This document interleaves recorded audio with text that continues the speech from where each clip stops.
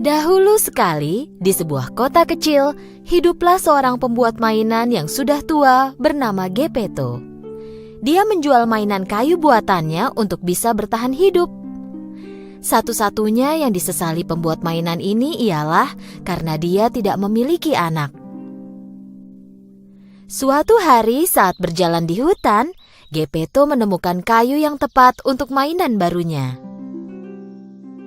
Ini kayu yang kucari. Aku akan membuat boneka yang indah dengan kayu ini. Geppetto memanggul kayu itu dan membawanya ke bengkel kerjanya. Dia menaruh kayu itu di atas meja dan mulai memahat. Tiba-tiba terjadi sesuatu yang tak terduga. Dia mendengar suara dari kayu itu. Ah! Geppetto awalnya kaget, tapi kemudian berpikir bahwa dia salah dengar. Geppetto melanjutkan memahat, tapi kemudian mendengar suara yang sama lagi. Ah! Aku pasti sudah sangat tua. Aku terus saja mendengar suara-suara. Geppetto terus bekerja. Pertama-tama kepala boneka terbentuk, lalu diikuti oleh tangan dan kaki. Geppetto akhirnya menyelesaikan boneka itu. Dia pun duduk di kursi dan mulai beres-beres. Di saat itulah dia mendengar suara lain. Halo? Geppetto melihat sekeliling dan terkejut, tapi dia tak melihat siapapun kecuali boneka kayunya. Jadi dia melanjutkan pekerjaannya. Setelah beberapa lama, boneka kayu itu melompat dari kursi dan mulai menari di ruangan itu. Melihat hal ini, Geppetto berjuang agar tidak pingsan. Ya ampun, boneka kayu ini hidup. Tentu saja itu bukan anak sungguhan, tapi boneka itu tertawa, berbicara, dan bermain seperti seorang anak. Geppetto memegang boneka itu di tangannya.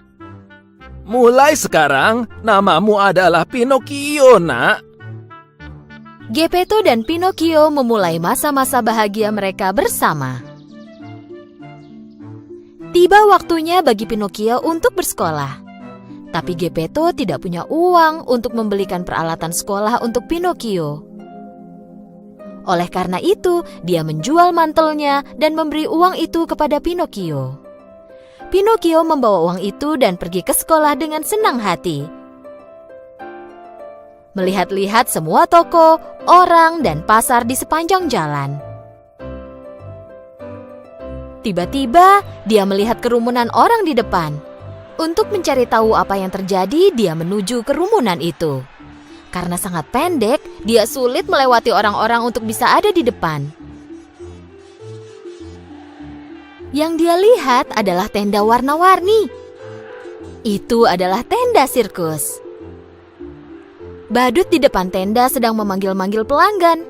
Pinocchio penasaran ingin melihat ada apa di dalam tenda itu, tapi badut itu menghentikannya. Kau tak boleh masuk kecuali kau membayar. Pinocchio berpikir sebentar dan ingat akan uang yang diberikan Geppetto untuk sekolahnya.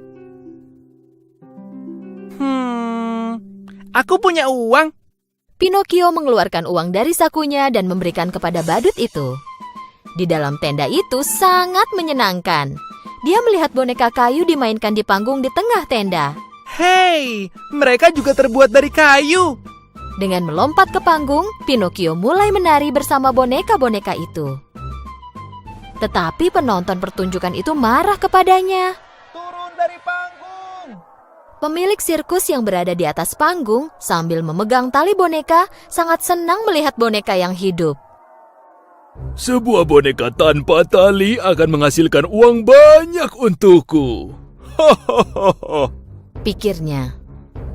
Dan setelah pertunjukannya selesai, dia menangkap Pinocchio dan mengurungnya di sangkar. Pinocchio sangat sedih karena dia tidak mematuhi perintah Geppetto untuk langsung pergi ke sekolah. Jadi dia mulai menangis.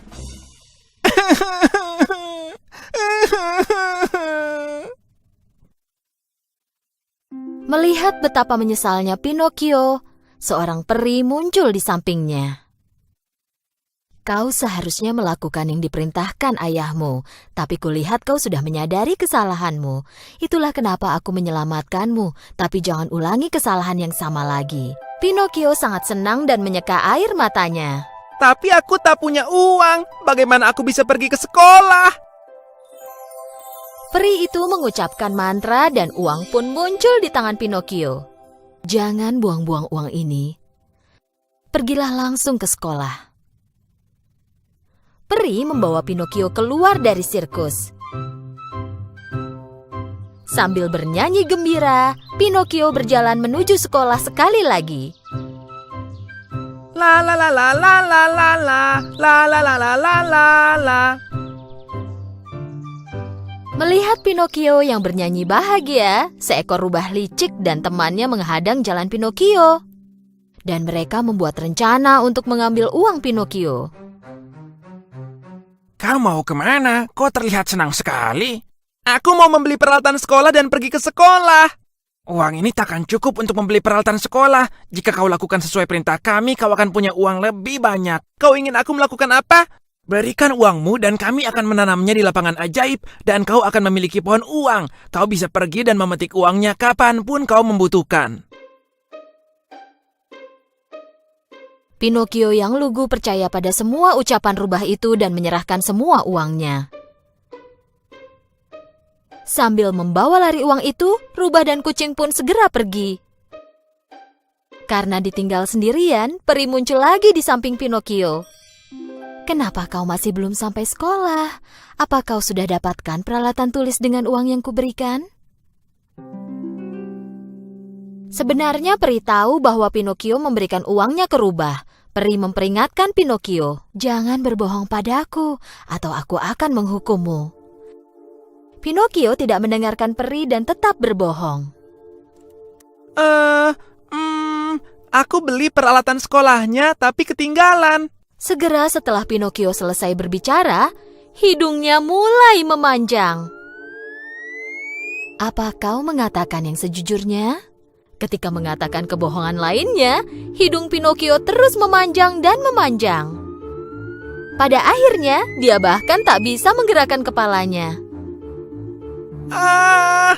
Tapi kenapa? Apa yang terjadi?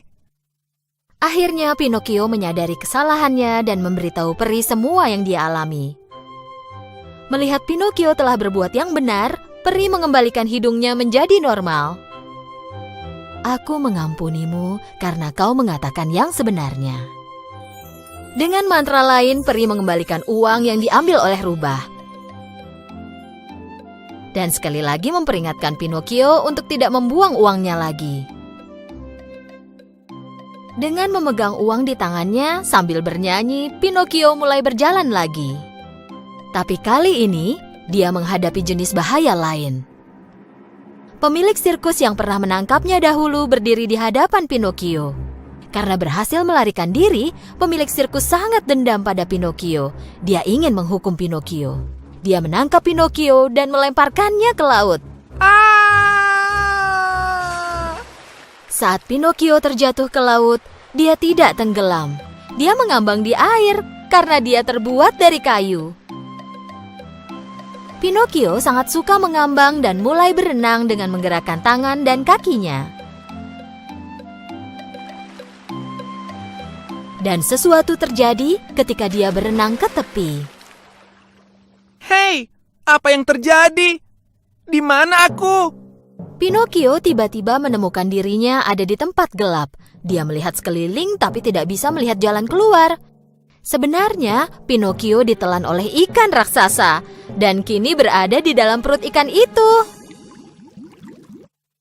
Sementara itu, Geppetto mengkhawatirkan Pinocchio dan pergi mencarinya. Pinocchio! Pinocchio! Akhirnya, Geppetto telah mencapai tepi pantai tempat Pinocchio dilemparkan ke laut. Dia bertanya pada nelayan apakah mereka pernah melihat putranya. Salah seorang nelayan ingat anak laki-laki yang dicari Geppetto dan bilang bahwa anak itu terjatuh ke laut. Geppetto meminta bantuan nelayan itu. Karena nelayan itu tahu bahwa Geppetto adalah orang baik, dia lalu menolongnya. Dan dia memberikan perahu kecil kepada Geppetto untuk menyelamatkan Pinocchio. Geppetto naik ke perahu dan berlayar ke lautan. Setelah beberapa saat, tiba-tiba badai besar mulai terjadi. Perahu kecil itu tak bisa lagi menahan ombak besar sehingga hancur. Dan Geppetto mendapati dirinya berada di tengah laut. Geppetto sudah tua dan tidak tahu cara berenang, jadi dia mulai tenggelam jauh ke dalam laut. Tepat saat itu, ikan raksasa yang telah menelan Pinocchio juga menelan Geppetto. Geppetto meluncur ke dalam kerongkongan ikan itu dan menuju ke perut ikan. Dan Geppetto mendengar suara anak kecil menangis.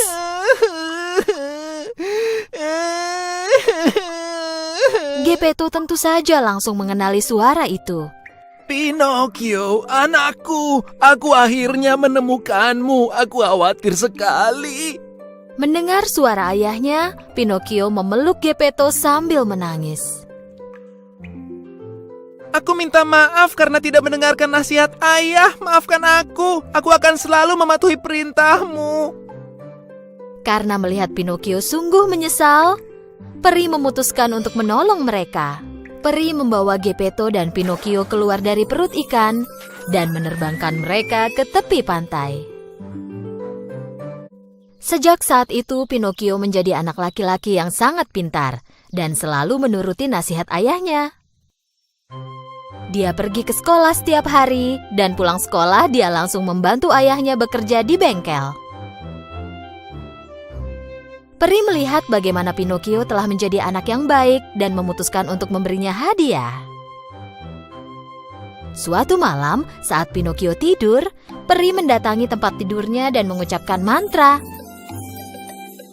Keesokan paginya, Pinocchio bangun untuk bersiap ke sekolah seperti biasanya. Saat Pinocchio bangun dari tempat tidur, dia menyadari ada sesuatu yang berbeda. Pertama-tama dia melihat tangannya, lalu tubuhnya. Dia terkejut. Dia tidak terbuat dari kayu lagi. Dia kini anak laki-laki dengan tubuh manusia. Dia melompat dari tempat tidurnya dan berlari ke ayahnya. Ayah, ayah, lihat aku. Melihat Pinocchio yang kini telah menjadi anak laki-laki sungguhan, Geppetto sangat bahagia. Akhirnya aku memiliki putra sesungguhnya. Ayah dan anak mereka berpelukan sambil menangis bahagia. Pinocchio tak pernah berbohong lagi dan hidungnya selalu berada di tempat seharusnya.